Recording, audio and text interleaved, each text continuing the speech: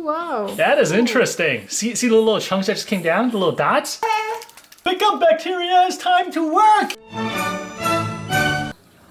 Really exciting time. Look at this. Tank has been up and running for close to a week now. No leak, all is good. Love your hair. My hair is awesome. Thank you. Look down there, we got 3 heaters because apparently just 2 heaters is not good enough. So we got 2 300 watts in the back and 1 500 watts up front. During spring, summer, and fall, I think just the 500 watts and maybe 1 300 should be good enough. But right now in winter, we got some cold spells, so we need all 3 to keep the temperature up. Today, we're gonna add salt to the tank. We're gonna let the salt mix in the tank for maybe a day or so to make sure it's completely mixed up. For this tank, I really wanna try this salt right here. This is the Tropic Marine bioactive salts. Millions years later. Billions years later. Okay, it doesn't say here. Even my voice get old. I've been using the Tropic Marine's Pro Salt upstairs in the 10 gallon as well as the 20 gallon. This one is a bioactive salt. So from what I understand, this bioactive salt contains certain elements that's almost like the beginning of carbon dosing. Now, this also has its own complication. From what Lou told me, conductive testing may yield about 10% lesser than what the salinity actually is because conductive testing may not detect everything here. This is also one of the reasons why I picked up a fancier refractometers, the VG refractometer. Anyways, without going too much into a tangent, let's go ahead and add some of these salts in here. What? Brand new bag. We're gonna use my trusted Hooper's Crab House from Ocean City Club that I've had for many years. This is my trusted container for Reef Aquarium use. First scoop of salts in 3, 2, 1. Whoa. How cool is that, huh? This reminds me how you gas me with your farts in the room. 1 week later. Good morning, Reefers. Another week, but this week I got some exciting news. Let me show you guys. I've actually converted the DIY stand to almost like a table space for my basement right here. I'm cleaning the space up so that I could start doing some production work down here. Obviously right here I can do some like video editing, some podcasts, and the best part is that this table is totally waterproof. That means I can do some fragging up here as well without worry of damaging the wood. So this is gonna be my little workspace, and if we swing it around, you see the tank is actually behind me. So when I do any like live stream or whatever, we'll get to see down the tank, which will be pretty cool. Normally when I talk about a tank, it'll be from the front, which let me show you guys. I've added sand. You may be wondering how come I'm not adding some rock first before the sand, because that's typically the process. And the reason I'm doing this is, I'm not sure if it's right or not, but I just feel a little better. Because most of the rock that I'll be using is actually gonna be from the 45 gallon tank, the existing live rock that I have. And there's still a lot of life on it. And I feel kind of bad to just kind of dump them into a brand new tank. So I'm hoping to maybe start the cycle, and when the cycle is almost done, then I'll drop the live rock in there. I don't know, we'll see how it goes. Not even sure if that matters that much, but I just feel a little better. I do have a few pieces of dry rock that will drop in there, but just like 1 or 2 big pieces and that's it. So I'll go ahead and do that. But in terms of like places for the bacteria to colonize, we do have the sand bed. And this sand bed consists of Tropic Eden sand. I got 2 bags of Reef flakes in here and 1 bag of mini flake. And that's a really popular mix. It's a really nice green size because we got some heavy stuff and we got some slightly lighter stuff. And for biomedia, continuing on, we also have 2 types here at the moment. We got the eShop's BioLux and also the Ceres Sphorex. I think Sphorex, still can't pronounce it. Help me out, guys. And obviously in the 45 gallon tank, I'll also be moving down the Marine Pure blocks as well as the spheres. So the more mature media, I may move them in a few days, but for now I'm gonna just start cycling with like these brand new medias. Again, probably does not make sense. I feel like most people are probably just gonna drop the old media in there right off the bat. But I'm gonna give it a couple days and then we'll do it. I just feel a little better. 2 days later. All right, guys, very, very exciting day today. We got this box right here for this purpose. I've been squirreling away some rock for the last 2 years. The one piece that What happened to your hairstyle today? You look like you're from 80s. Tell me why I ain't nothing but a heartache. Wait, that's 90s. Baby, don't hurt me no more. What is love? Okay. Kick him. So, the one piece of rock that I'm really, really excited about is this one. This was way too big to be used in my 45-gallon tank, but this would be perfect for this 135. So this is a Punkani rock. For those of you who are new to the hobby, you may not have seen this. Emily just yawned really loudly. So you may not have seen this rock in quite a long time because they have been discontinued for whatever reason. I think it's like the area of export. They no longer allow export of the rock. I think that's what I heard. So I still have this nice large piece as well as all the ones in a 45-gallon tank. Once in a while, I do see these rock available from tank breakdown. But whenever I see stuff like this, I try to pick them up. This is a dry piece that I'm just gonna drop in the tank. People typically cure them really well because supposedly they release phosphate. I have not experienced that in my previous tanks. Hopefully that trend will continue. Even if so, we should be okay. I feel like we'll be okay. I'm patient, man. We'll cycle it. Okay. Another one. Not as light as I thought. I'm like shaking. All right, here we go. Uncured Punkani rock. Look at it farting for a little bit. There we go. First piece of rock. There it is. Yeah, these are so-so. Oh, here's a nice piece as well. This will serve as a nice base rock. Here. Yeah, this would be a really interesting piece actually. It can come up to the front as almost like a framing piece to help frame the tank. I will show you what I mean. Obviously, like once I figure out the spacing, I'm gonna push it all the way to the glass bottom to make sure that it has like solid footing. All right, one more piece and we good. Oh, you got plastic in there. What? Coming up, it's coming up. Catch it. Yay. Got it. Oh, my armpit's gonna get wet. Oh man. Okay, I didn't realize how deep this tank is. Like how far back it goes. Let me go ahead and drop the ammonia. We're gonna start the cycling process. Leon. Fine. Okay. This guy not paying me, huh? And yell at me, huh? All right, so this is live bacteria culture from Aquarium Munster out of Germany. Fantastic company. We actually used their underwater glue to fix the 45-gallon tank in conjunction with the baking soda and super glue fix. There are a lot of different live bacteria on the market, but this one is slightly different because all the bacteria is actually laying dormant in the cap right now. It's not inside the liquid. So liquid is what revitalized them. It's supposed to twist the cap to release the bacteria into the liquid and then shake it and then wait 30 minutes and then they'll become active. You see the little... Oh! Oh, you see the thing kind of dropping down? Oh, it just released. Oh, wow. That is interesting. See the little chunks that just came down? The little dots?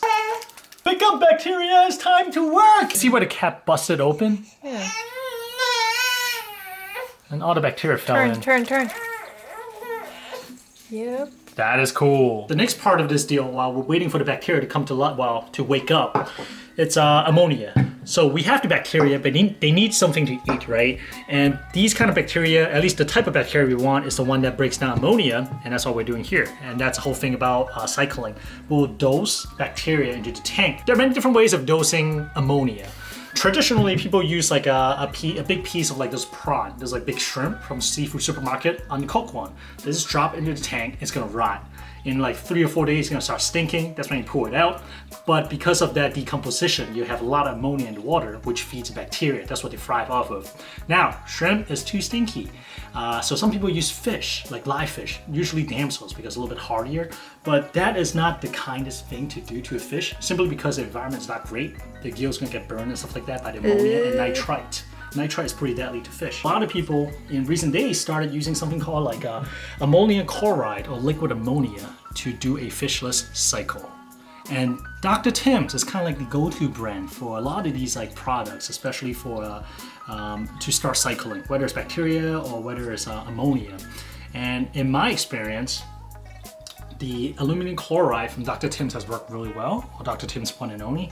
But usually I use this as a source of ammonia. The direction calls for 4 drops per gallon of water. Behind me, this 135-gallon tank is probably, I would say maybe 150 gallon of water. We'll go with like 150 gallon of water. So 150 times 4 is what? 150 times 4.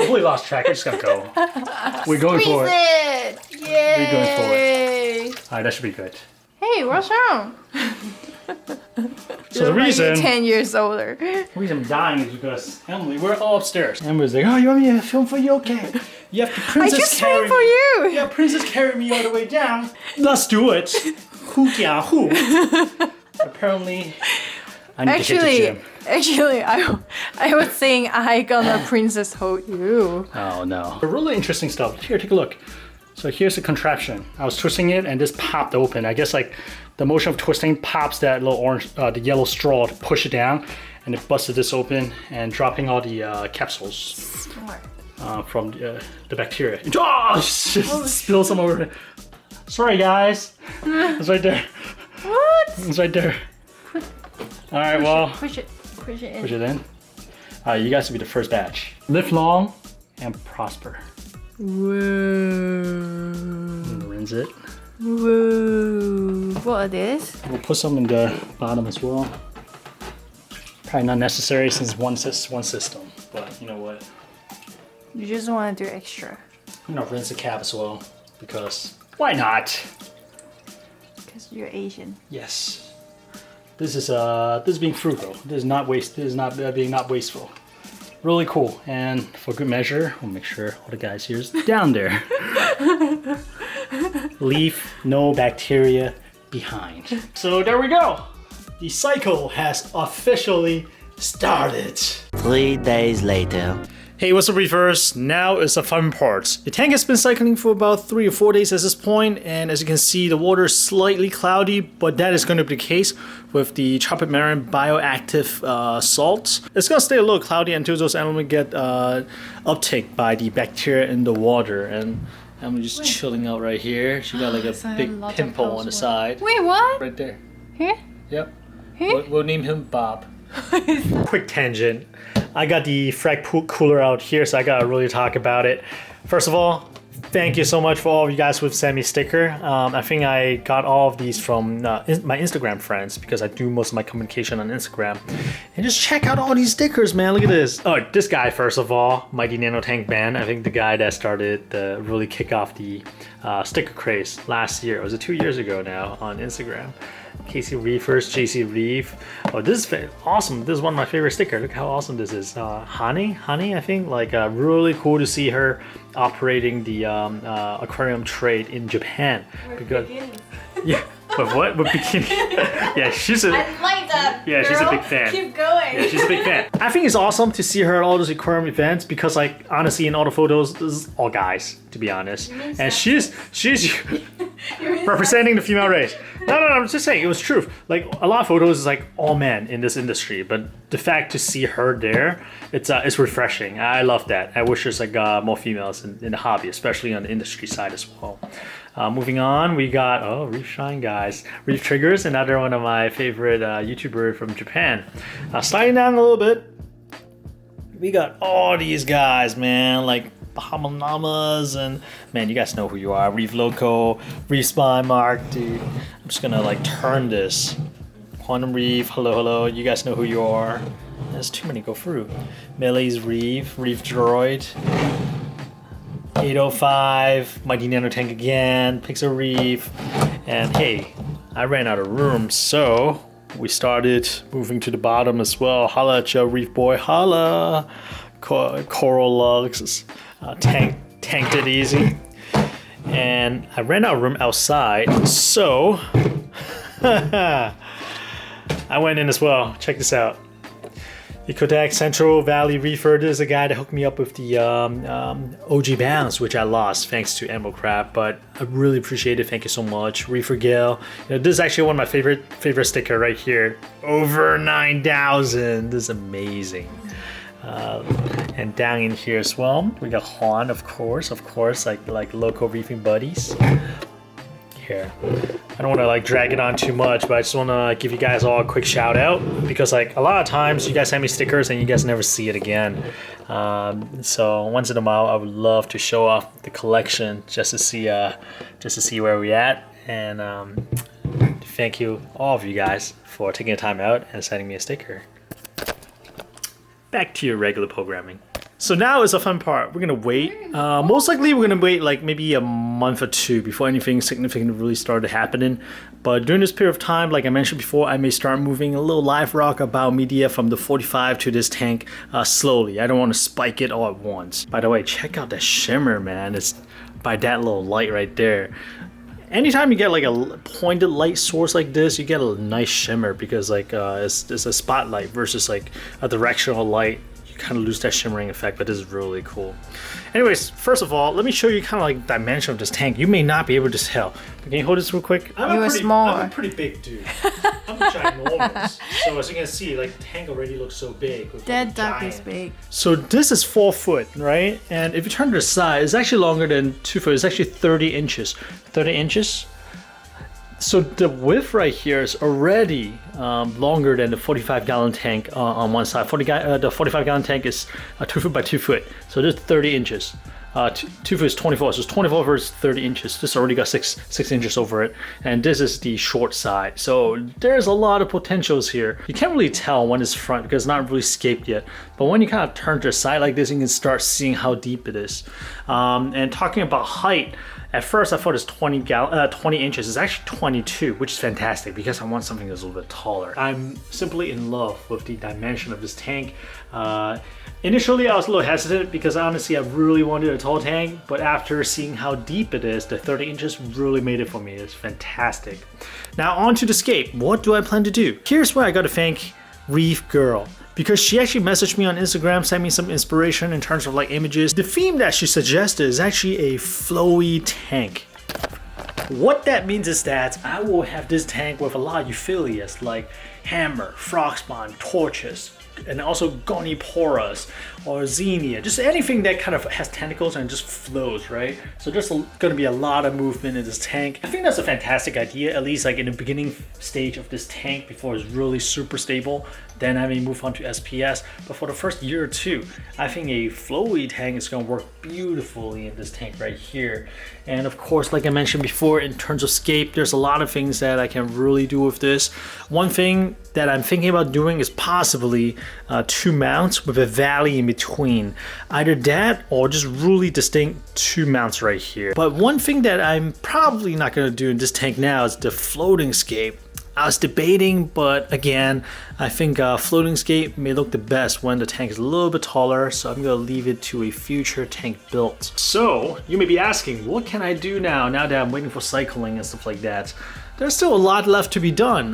One thing I really want to do is actually install some kind of like automation to this tank. My Reef Sensei Telegram has been a huge fan of the GHL products ever since he started using it. So I understand that he's gonna set me up with something. So we will see. And I think I have like a nice month or 2 months window to kind of get all the ducks in a row before things really start kicking off one more time. The other thing I want to do is kind of organize all these cords and controller right here. These are obviously not all of them. These are just the heaters and the return pump. And looking at the system, obviously I still need the lights. I probably need 2 lights. And I had to get the skimmer online, which is kind of just hanging out in the sump right now. I actually got the power head. I don't think I talked about it yet. So I got the MP40. So this is the one I bought from a local reefer for the 45-gallon tank. It was a little bit too powerful, so I took it offline and just kind of shelved it.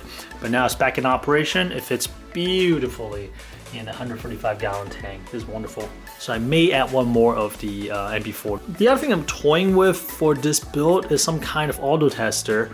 But that may be slightly further down the road. We will see. I'll keep you guys posted. In the meantime, we're gonna stick with basic first, get all the things set up, and possibly doing some kind of cabinet right here. I'm thinking doing one of those like surfer rack that you can pull out. The only thing I'm kind of hesitant about is that it's gonna be metal and we'll be next to salt water, so I'm not sure if that's gonna mix too well. But if you have used a server rack before, or server cabinet to store all your controller equipment, please let me know how it works out. And if you have any tips, I really appreciate it. That said, I feel like we got back-to-back 2 videos on this tank. That may be enough. I think the next week we're gonna follow up with the 10-gallon budget nano tank. Oh my tank. You're gonna start. Yeah. Right. And pigs can fly, right? Until then, stay healthy, and I'll see you guys next Sunday at 12:30 p.m.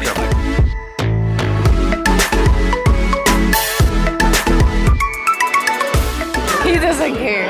He's like.